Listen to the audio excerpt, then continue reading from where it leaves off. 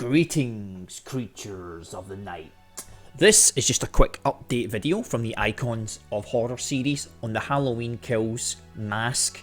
I wanted to do a quick update just to show you some of the tweaks that I've made to it. Now I have to caveat at the start, I do not overhaul masks, never done anything like that in my life.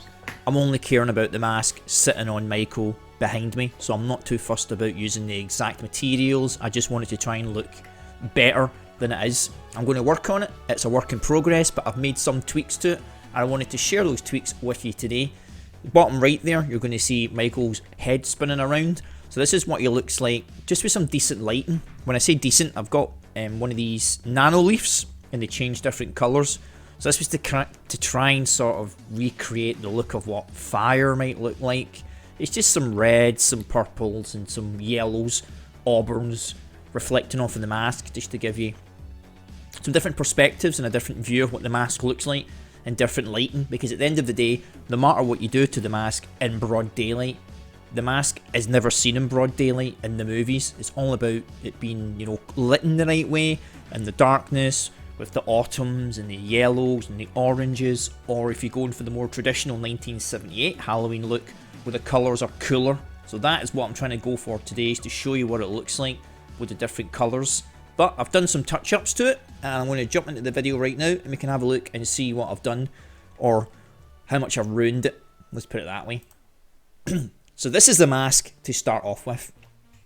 As you can see, it's yellow, but it's almost like a... I almost feel...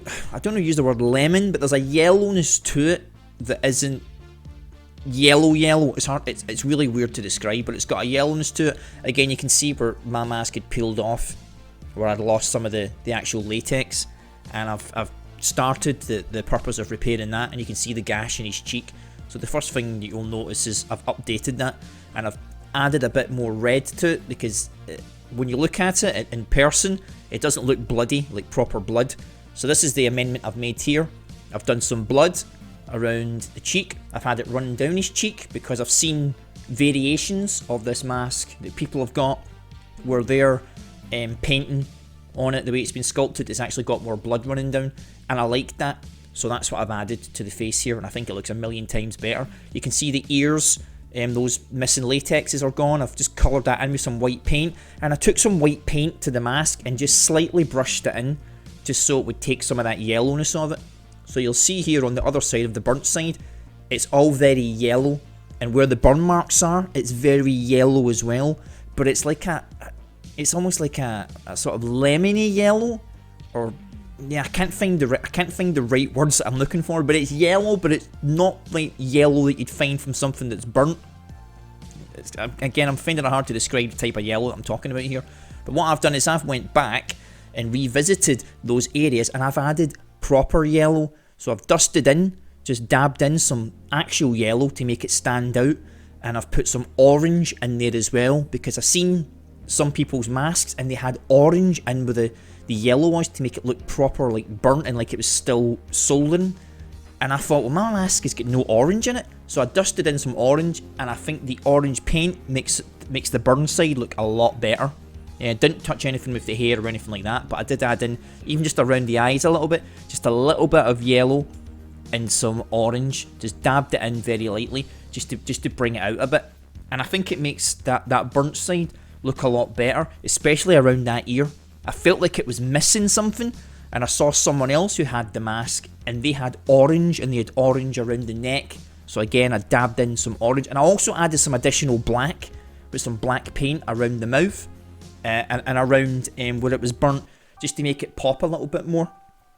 So this is it with the lighting on in the room, where it's going to sort of change colours, and you can kind of see the difference. The face does look more white just by lightly putting in some very fine white on, not all over the mask, just sort of fine dusting of it, a very fine coat. It's taken off that initial yellow that was on there, and again, you can't pick up the Halloween 2018 mask and say that this is a burnt version of it.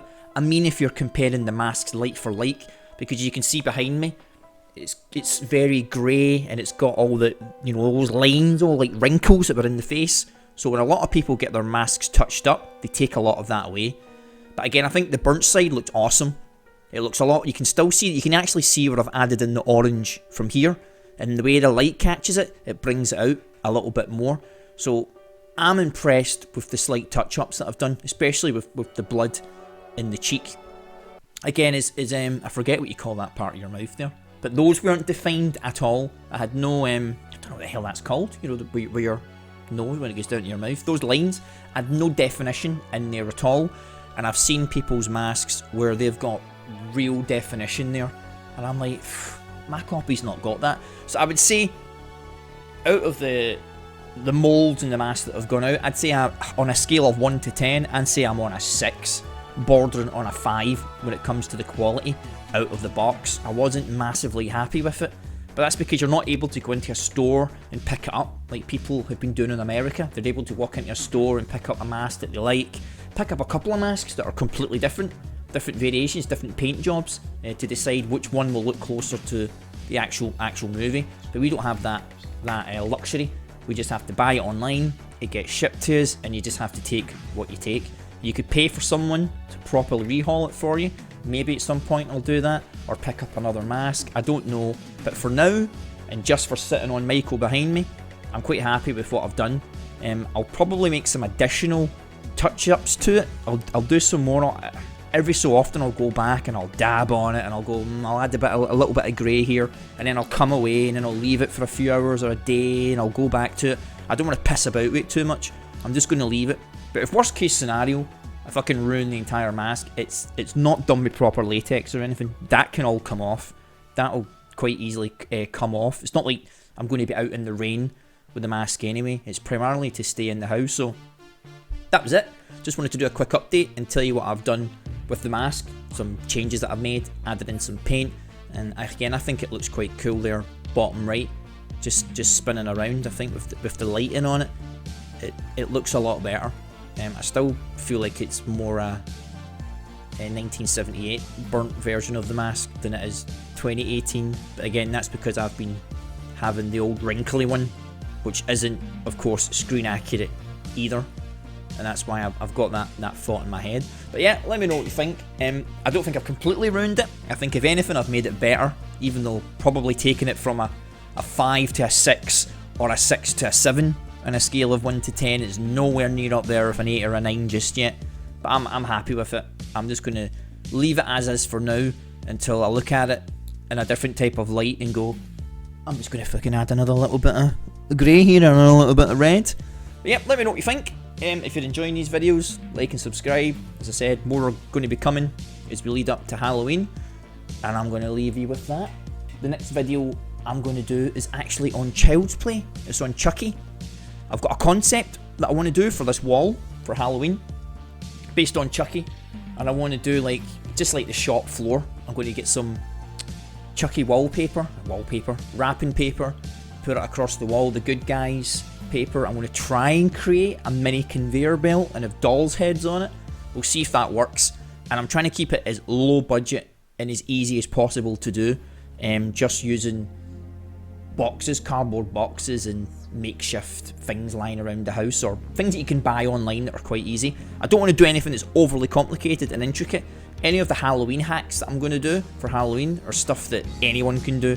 If I can do it, anyone can do it, and that's what I kind of want to bring to that series when I start it. So thanks very much, thank you for watching, and I'll catch you on the next one, Creatures of the Night.